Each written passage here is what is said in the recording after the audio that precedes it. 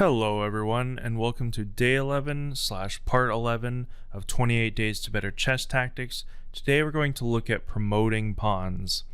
Now, we're going to just look at simple positions here, but the underlying idea of these positions is basically finding ways in the endgame mostly, or when it's simple positions with few pieces and pawns, of how to force promotion of a pawn into a queen or another piece depending on the position. So in this position it's white to move, and you can pause the video now.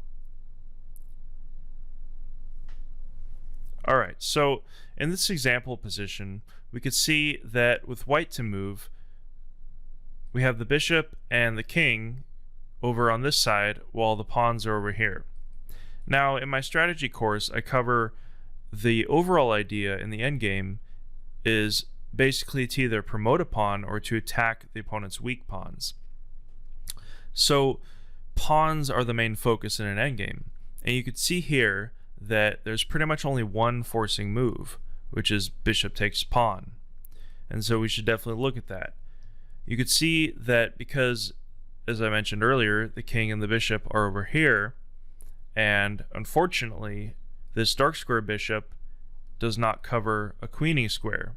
So if we take and black takes back, then we can just simply push this pawn. Now notice if the bishop was light square, then he could just simply move it over and he'd cover the queening square. But because he can't and the king can't move back in time, we get a new queen. Now even if he decides to just move his king back, for example we take, and instead of taking with the pawn he moves his king back, then we could just take and we're two pawns up and we'll move our king over. He might try to stop with his king and bishop, but there's no way he'll be able to stop two passed pawns. So from this initial position we can see that these kinds of sacrifices happen quite a bit, because especially if your opponent makes a mistake and is on the wrong side of the board, you could just simply sacrifice a piece, and because of your pawn promotion you'll get a queen. Alright, so we'll move on and look at the other positions, moving on to position 1. In position 1 it is white to move, and you can pause the video now. Alright, so in this position it's just like the example position except with knights, with, you'll notice these two features, the knight pretty much useless with only one square to move, and the king on the wrong corner. And this allows the forcing tactic, knight takes f6, and because of that, now if black takes, then we'll just simply push our pawn, and the knight or the king definitely won't get over in time. So if black tries to move his king back and get his king over to the king side in time, it simply doesn't work, because, for example, if he tries to win a pawn back, then if black actually takes a pawn, then we'll still queen. So he's forced to move back, and of course with these two passed pawns there's just no way that he'll stop them, especially with his knight over in the corner. Now, with these types of positions, or with any type of tactical position really, you know, it really can reinforce your understanding of activity. Now, we'll see that the knight is only controlling two squares, and because white in the initial position had his knight centralized, he was able to do a lot more with it. You see the knight having 8 squares, which allows him to start an effective attack, sacrifice. Alright, moving on to position 2. In position 2, it is white to move, and you can pause the video now. Alright, so in this type of position, you could see that with white to move, it looks like there's back rank weakness. So initially, you'd go for watching if you can checkmate. But of course, with this pawn formation, we know from the back rank combos that you'll want to look for checkmate, but it doesn't work because the black queen is covering all the squares. So we want to look for other forcing moves, And the only forcing move that I can see, other than a pawn move such as this, which obviously is bad, is queen takes rook.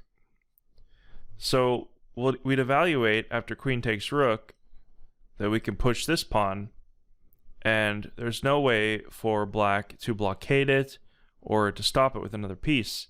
And so he has to bring his queen back, and we've won a rook, and we're threatening mate if he takes. So it's over pretty quick. And you'll notice this is a more realistic game situation, and these kinds of tactics happen quite often because an opponent, when he's trying to defend, such as mate, he'll sometimes forget that you can have a sacrifice, a sudden sacrifice that allows you to queen a pawn. Alright, moving on to position 3. In position 3 here, it is black to move, and you can pause the video now. Alright, so you can see with black to move that first off, white's threatening checkmate, or just even check here, but there's really no way for him to stop checkmate. He can move the pawn up, but at that point he's lost anyway. So with black to move, we're looking for forcing moves, and the only forcing move is promotion. Now, the reason I chose this tactic is because even though it's a one move tactic, basically move forward with the knight check, and it's checkmate because this knight is covering both of the escape squares, and white's knight is preventing the king from moving there.